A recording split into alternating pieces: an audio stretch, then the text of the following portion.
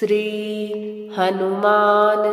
अष्टकम्। वीरत्वमादित्यरविं तमसा त्रिलोकी व्याप्ता भयं तदिह कोऽपि न हर्तुमीशः। देवैः स्तुतस्तमवमुच्य निवारिताभिर्जानाति को न भुवि सङ्कटमोचनं त्वाम्। भ्रातुर्भयाद्वसद्द्रिवरे कपीसः शापान्मुने रघुवरं प्रतिवीक्ष्यमाणः। आनीयतं त्वमकरो प्रभुमार्तिहीनं जानाति को न भुवि सङ्कटमोचनं त्वाम्। विज्ञापयन् जनकजास्थितिमीशवर्यं सीताविमार्गणपरस्य कपेर्गणस्य प्राणान् ररक्षितसमुद्रतटस्थितस्य। जानाति को न भुवि सङ्कटमोचनं त्वाम्। शोकान्वितां जनकजां कृतवान् शोकां मुद्रां समर्प्य रघुनन्दननामयुक्तां। हत्वा रिपून् रिपुरं हुतवान् कृशानौ जानाति को न भुवि सङ्कटमोचनं त्वाम्। श्रीलक्ष्मणनिहतवान् युधि मेघनादो द्रोणाञ्चलं त्वमुत्पाटय औषधार्यम्। आनीयतं विहितवान् सुमन्तमासु जानाति को न भुवि सङ्कटमोचनं त्वाम्। युद्धे दशास्य विहिते किल नागपाशैर्बद्धां विलोक्य पृतनां मुमुहे खरारिः। आनीय नागभुजमाशु निवारिताभिर्जानाति को न भुवि सङ्कटमोचनं त्वाम्। भ्रात्रान्वितं रघुवरं त्वहि लोकमेत्य देव्यै प्रदातुमनसं त्वहि रावणं त्वाम्। सैन्यान्वितं निहतवान् नीलात्मजं द्राक् जानाति को न भुवि सङ्कटमोचनं त्वाम्। वीरत्वया हि विहितं सुरसर्वकार्यं मत्सङ्कटं किमिह यत्त्वयकानहार्यम्। एतद्विचार्य हरसङ्कटमाशु मे त्वं जानाति को न भुवि सङ्कटमोचनं त्वाम्। रक्तवर्णो महाकायो रक्तलाङ्गुलवाञ्छुचिः हनुमान् दुष्टदलनः सदा विजयतेतराम्। वीरत्वमादित्यरविं तमसा त्रिलोकी व्याप्ता भयं तदिह कोऽपि न हर्तुमीशः। देवैः स्तुतस्तमवमुच्य निवारिताभिर्जानाति को न भुवि सङ्कटमोचनं त्वाम्। भ्रातुर्भयाद्वसद्द्रिवरे कपीसः शापान्मुने रघुवरं प्रतिवीक्ष्यमाणः। आनीयतं त्वमकरो प्रभुमार्तिहीनं जानाति को न भुवि सङ्कटमोचनं त्वाम्। विज्ञापयन् जनकजास्थितिमीशवर्यं सीताविमार्गणपरस्य कपेर्गणस्य प्राणान् ररक्षितसमुद्रतटस्थितस्य जानाति को न भुवि सङ्कटमोचनं त्वाम् शोकान्वितां जनकजां कृतवान् शोकाम् मुद्रां समर्प्य रघुनन्दननामयुक्ताम् हत्वा रिपून् रिपुरं हुतवान् कृशानौ जानाति को न भुवि सङ्कटमोचनं त्वाम् श्रीलक्ष्मणनिहतवान् युधि मेघनादो द्रोणाञ्चलं त्वमुत्पाटय औषधार्यम् आनीय तं विहितवान् सुमन्तमासु जानाति को न भुवि सङ्कटमोचनं त्वाम् युद्धे दशास्य विहिते किल नागपाशैर्बद्धां विलोक्य पृतनां मुमुहे खरारिः आनीय नागभुजमासु निवारिताभिर्जानाति को न भुवि सङ्कटमोचनं त्वाम् भ्रात्रान्वितं रघुवरं त्वहि लोकमेत्य देव्यै प्रदातुमनसं त्वहि रावणं त्वाम् सैन्यान्वितं निहतवान् नीलात्मजं द्राक् जानाति को न भुवि सङ्कटमोचनं त्वाम् वीरत्वया हि विहितं सुरसर्वकार्यं मत्सङ्कटं किमिह यत्त्वयकानहार्यम् एतद्विचार्य हरसङ्कटमासु मे त्वं जानाति को न भुवि सङ्कटमोचनं त्वाम् रक्तवर्णो महाकायो रक्तलाङ्गुलवाञ्छुचिः हनुमान् दुष्टदलनः सदा विजयतेतराम् वीरत्वमादिथरविं तमसा त्रिलोकी व्याप्ता भयं तदिह कोऽपि न हर्तुमीशः देवः स्तुतस्तमवमुच्य निवारिताभिर्जानाति को न भुवि सङ्कटमोचनं त्वाम् भ्रातुर्भयाद्वसद्द्रिवरे कपीसः शापान्मुने रघुवरं प्रतिवीक्ष्यमाणः आनीय तं त्वमकरो प्रभुमार्तिहीनं जानाति को न भुवि सङ्कटमोचनं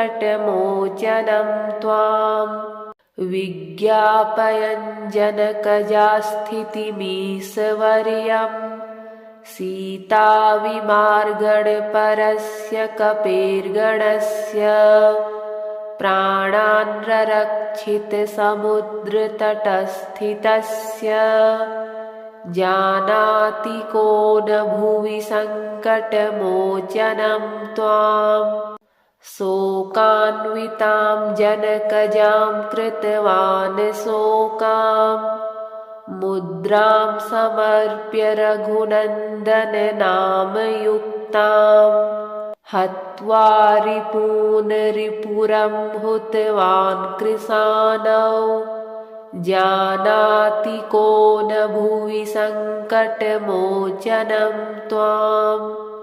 श्रीलक्ष्मणनिहतवान् युधि मेघनादो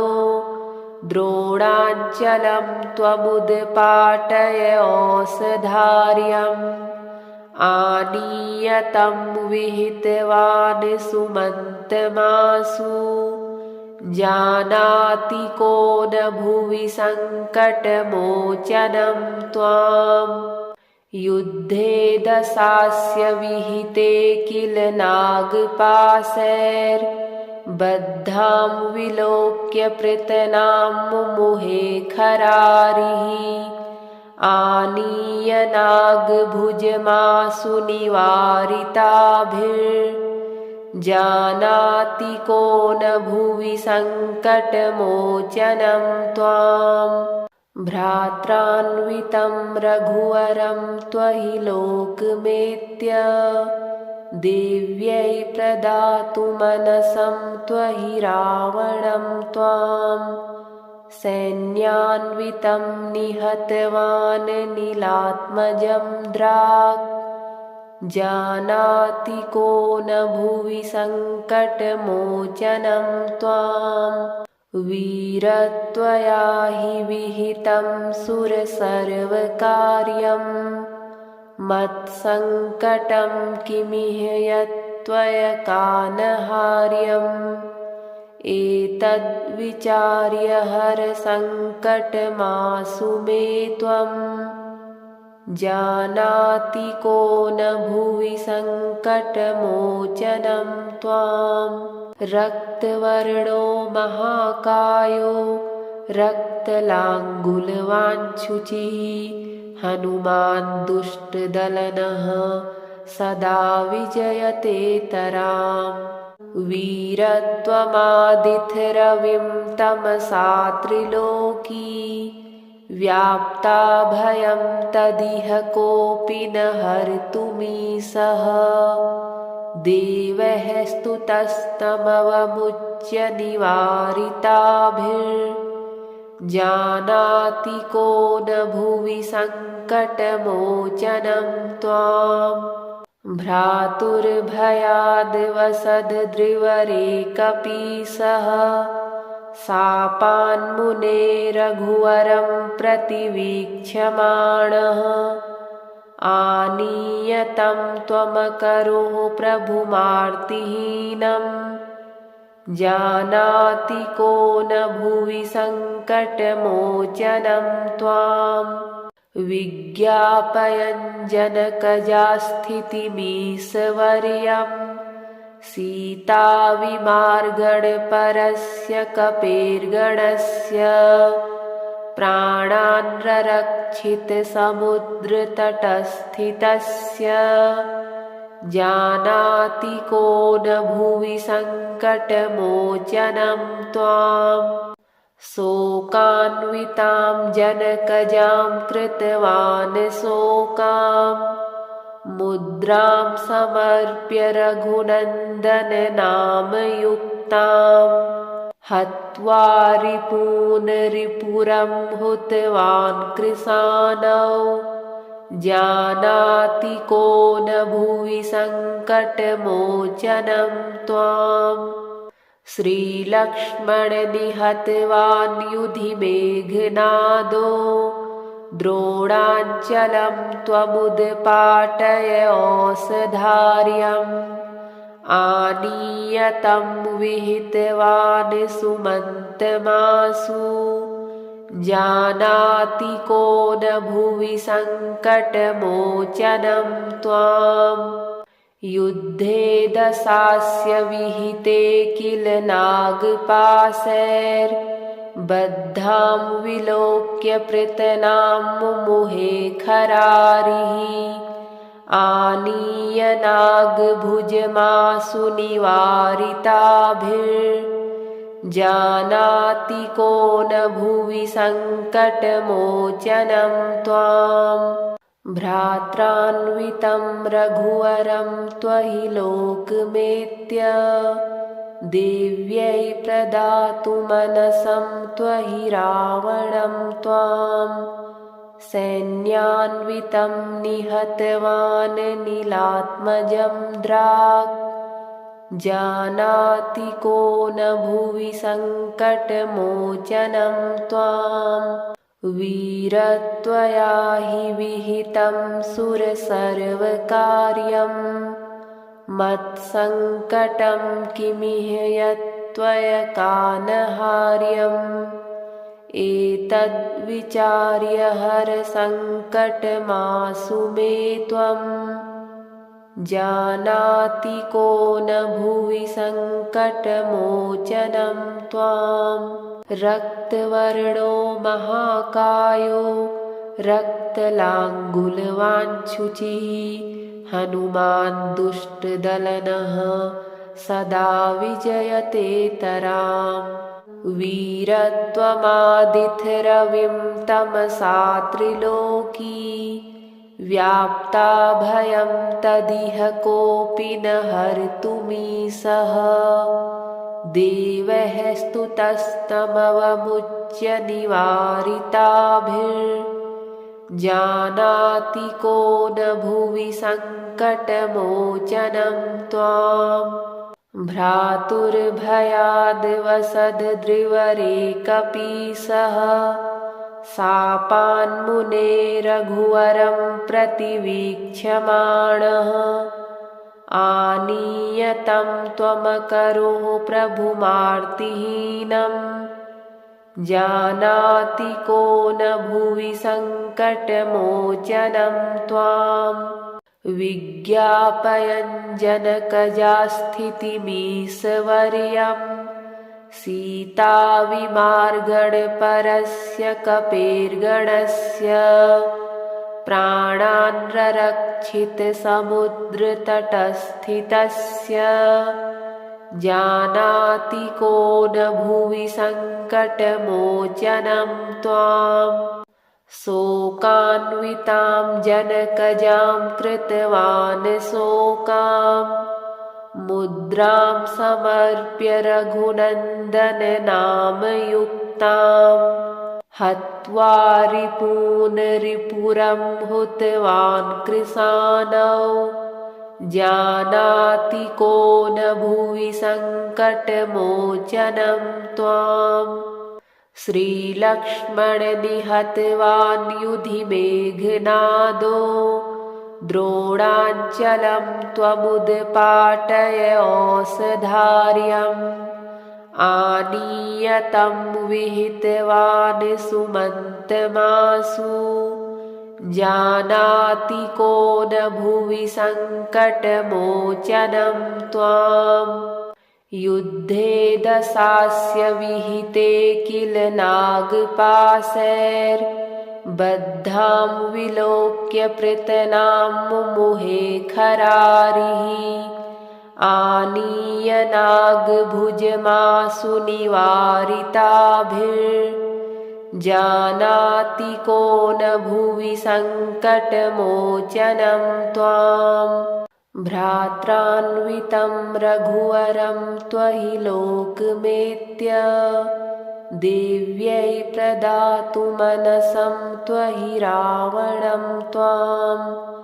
सैन्यान्वितं निहतवान् नीलात्मजं द्राक्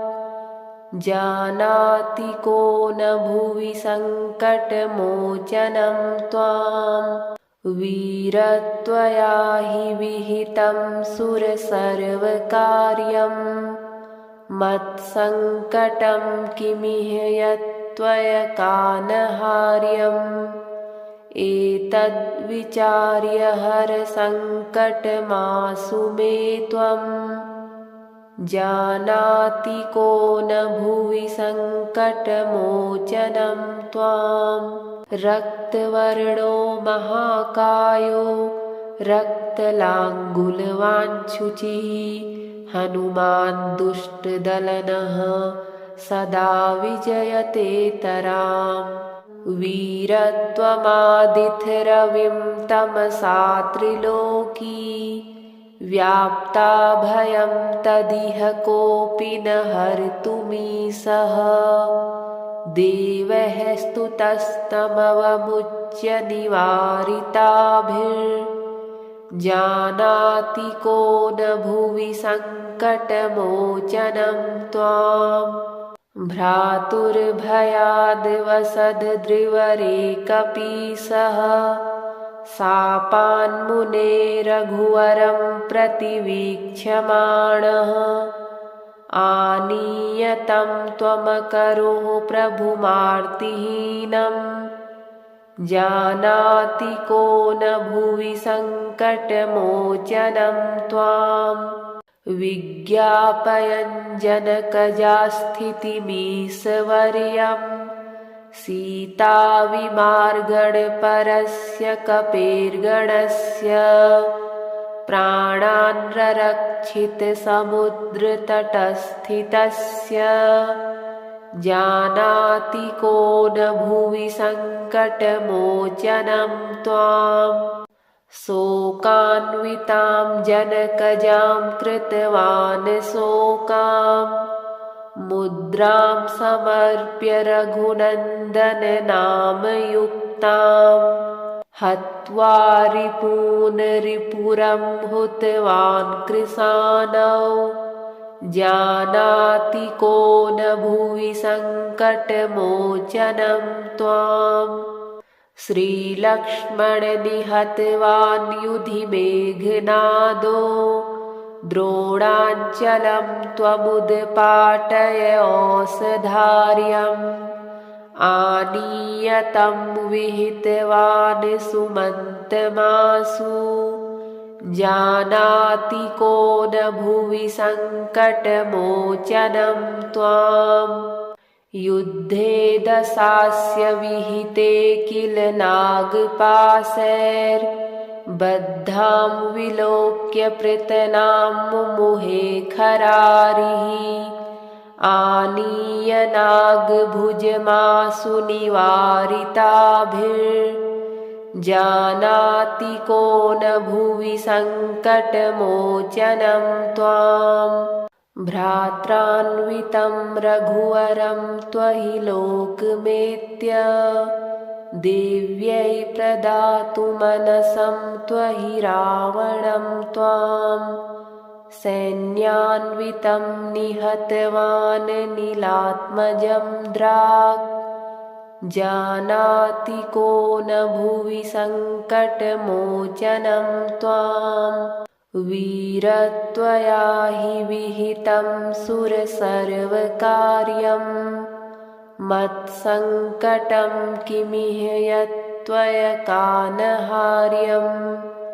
एतद्विचार्य हरसङ्कटमासु मे त्वं जानाति को न भुवि सङ्कटमोचनं त्वां रक्तवर्णो महाकायो रक्तलाङ्गुलवाञ्छुचिः हनुमान् दुष्टदलनः सदा विजयते तराम्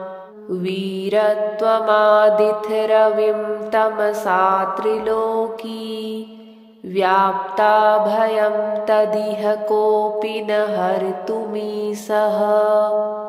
देवैः स्तुतस्तमवमुच्य निवारिताभिर्जानाति को न भुवि सङ्कटमोचनं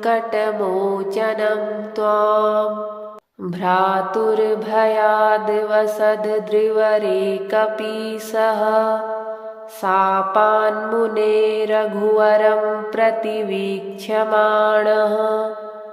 आनीयतं त्वमकरोः प्रभुमार्तिहीनं जानाति को न भुवि सङ्कटमोचनं त्वाम् विज्ञापयन् जनकजास्थितिमीशवर्यम् सीताविमार्गणपरस्य कपेर्गणस्य प्राणान् ररक्षितसमुद्रतटस्थितस्य जानाति को न भुवि सङ्कटमोचनं त्वाम् शोकान्वितां जनकजां कृतवान् शोकाम् मुद्रां समर्प्य रघुनन्दननामयुक्तां हत्वा रिपून् रिपुरं हुतवान् कृशानौ जानाति को न भुवि सङ्कटमोचनं त्वाम् श्रीलक्ष्मणनिहतवान् युधि मेघनादो द्रोणाञ्चलं त्वमुद्पाटय औषधार्यम् आनीय तं विहितवान् सुमन्तमासु जानाति को न भुवि सङ्कटमोचनं त्वाम् युद्धे दशास्य विहिते किल नागपाशैर्बद्धां विलोक्य पृतनां मुमुहे खरारिः आनीय नागभुजमासु निवारिताभिर्जानाति को न भुवि सङ्कटमोचनं त्वाम् भ्रात्रान्वितं रघुवरं त्वहि लोकमेत्य देव्यै प्रदातुमनसं त्वहि रावणं त्वां सैन्यान्वितं निहतवान् नीलात्मजं द्राक् जानाति को न भुवि सङ्कटमोचनं त्वाम् वीरत्वया हि विहितं सुरसर्वकार्यं मत्सङ्कटं किमिह यत्त्वया कानहार्यम् एतद्विचार्य हरसङ्कटमासु मे त्वम् जानाति को न भुवि सङ्कटमोचनं त्वाम् रक्तवर्णो महाकायो रक्तलाङ्गुलवाञ्छुचिः हनुमान् दुष्टदलनः सदा विजयते तराम् वीरत्वमादित्यरविं तमसा त्रिलोकी व्याप्ता भयं तदिह कोऽपि न हर्तुमीशः देवः स्तुतस्तमवमुच्य निवारिताभिर्जानाति को न भुवि सङ्कटमोचनं त्वाम् भ्रातुर्भयाद्वसद्द्रिवरे कपीसः शापान्मुने रघुवरं प्रतिवीक्ष्यमाणः आनीय तं त्वमकरो प्रभुमार्तिहीनं जानाति को न भुवि सङ्कटमोचनं त्वाम् विज्ञापयन् जनकजास्थितिमीशवर्यं सीताविमार्गणपरस्य कपेर्गणस्य प्राणान् ररक्षितसमुद्रतटस्थितस्य जानाति को न भुवि सङ्कटमोचनं त्वाम् शोकान्वितां जनकजां कृतवान् शोकां मुद्रां समर्प्य रघुनन्दन नामयुक्तां हत्वा रिपून् रिपुरं हुतवान् कृशानौ जानाति को न भुवि सङ्कटमोचनं त्वाम् श्रीलक्ष्मण निहतवान् युधि मेघनादो द्रोणाञ्चलं त्वमुद्पाटय औषधार्यम् आनीय तं विहितवान् सुमन्तमासु जानाति को न भुवि सङ्कटमोचनं त्वाम् युद्धे दशास्य विहिते किल नागपाशैर्बद्धां विलोक्य पृतनां मुमुहे खरारिः आनीय नागभुजमासु निवारिताभिर्जानाति को न भुवि सङ्कटमोचनं त्वाम् भ्रात्रान्वितं रघुवरं त्वहि लोकमेत्य देव्यै प्रदातुमनसं त्वहि रावणं त्वां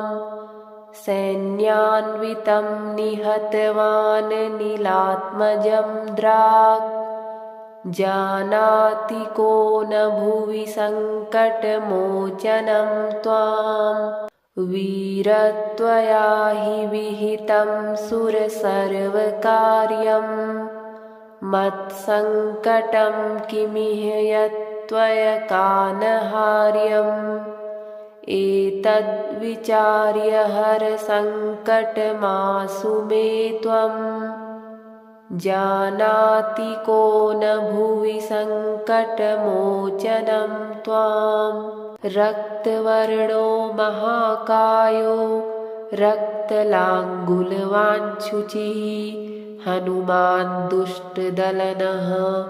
सदा विजयते तराम् वीरत्वमादित्यरविं तमसा त्रिलोकी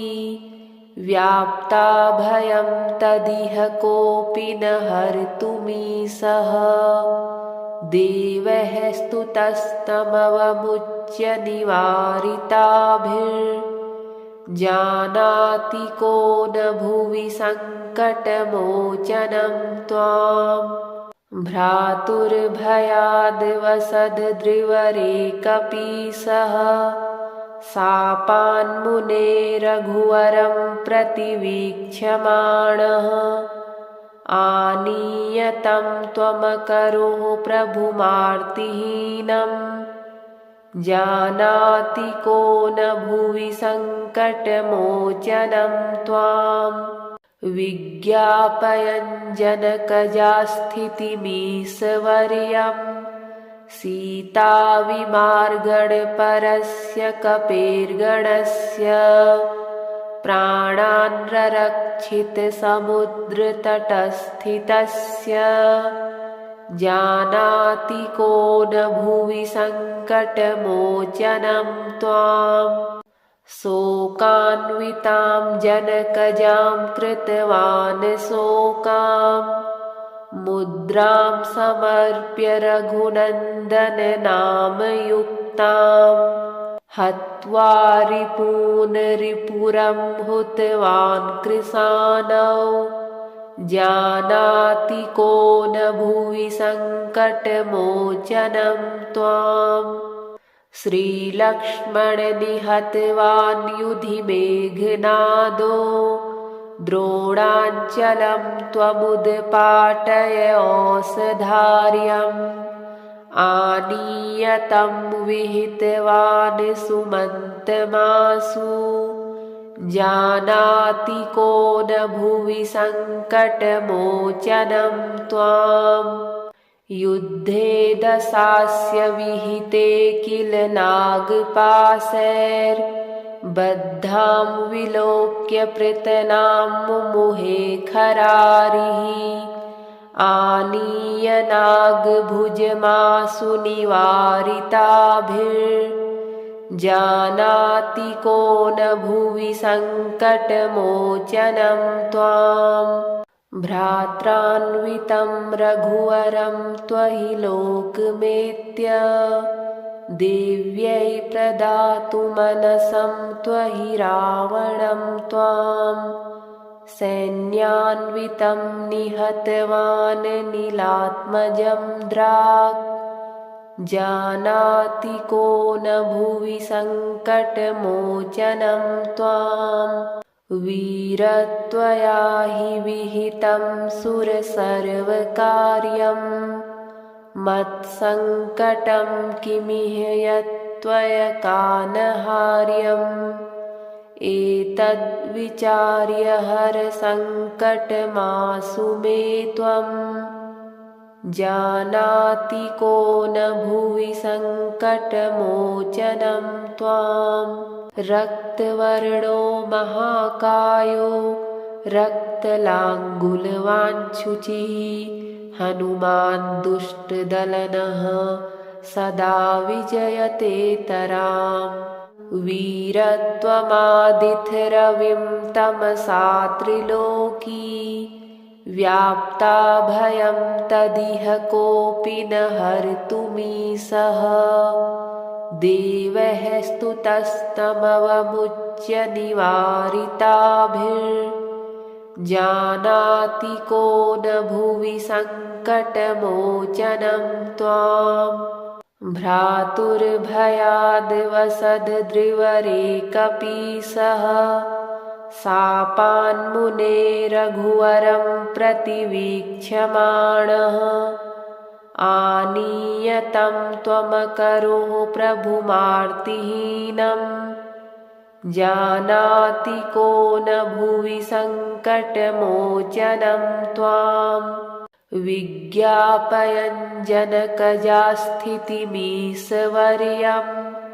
सीताविमार्गणपरस्य कपेर्गणस्य प्राणान् ररक्षितसमुद्रतटस्थितस्य जानाति को न भुवि सङ्कटमोचनं त्वाम् शोकान्वितां जनकजां कृतवान् शोकाम्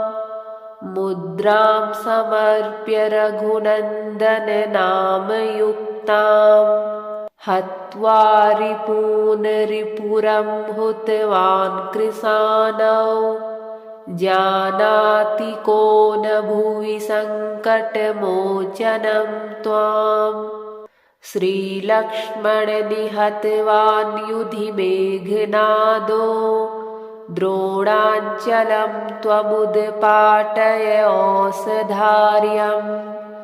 आनीय तं विहितवान् सुमन्तमासु जानाति को न भुवि सङ्कटमोचनं त्वाम् युद्धे दशास्य विहिते किल नागपाशैर्बद्धां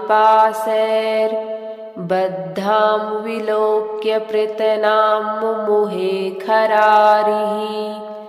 आनीय नागभुजमासु निवारिताभिर्जानाति को न भुवि सङ्कटमोचनं त्वाम् भ्रात्रान्वितं रघुवरं त्वहि लोकमेत्य देव्यै प्रदातुमनसं त्वहि रावणं त्वां सैन्यान्वितं निहतवान् नीलात्मजं द्राक् जानाति को न भुवि सङ्कटमोचनं त्वाम् वीरत्वया हि विहितं सुरसर्वकार्यं मत्सङ्कटं किमिह यत्त्वया कानहार्यम् एतद्विचार्य हरसङ्कटमासु मे त्वम् जानाति को न भुवि सङ्कटमोचनं त्वाम् रक्तवर्णो महाकायो रक्तलाङ्गुलवाञ्छुचिः हनुमान् दुष्टदलनः सदा विजयतेतराम्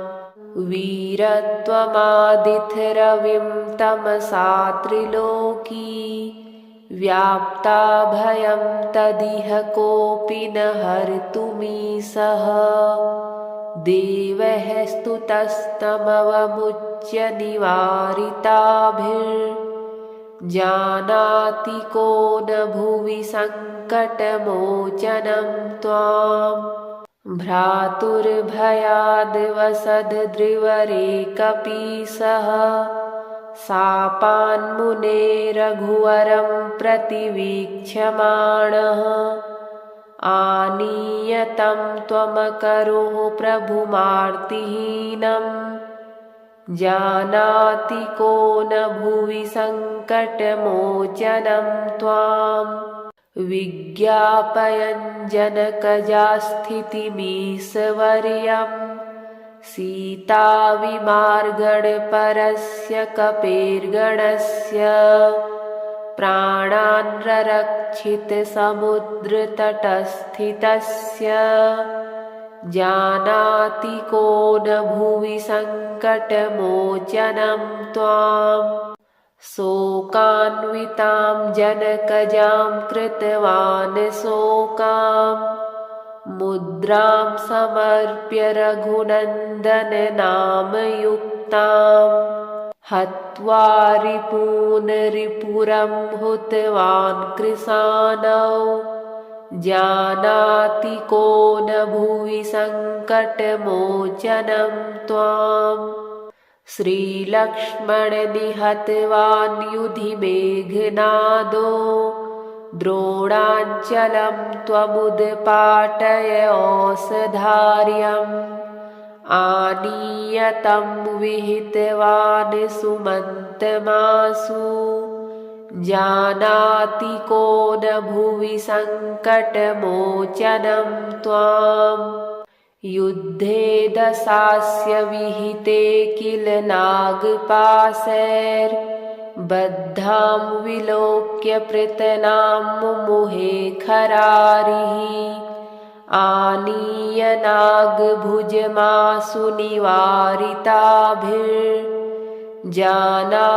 को न भुवि सङ्कटमोचनं त्वाम् भ्रात्रान्वितं रघुवरं त्वहि लोकमेत्य देव्यै प्रदातुमनसं त्वहि रावणं त्वां सैन्यान्वितं निहतवान् नीलात्मजं द्राक्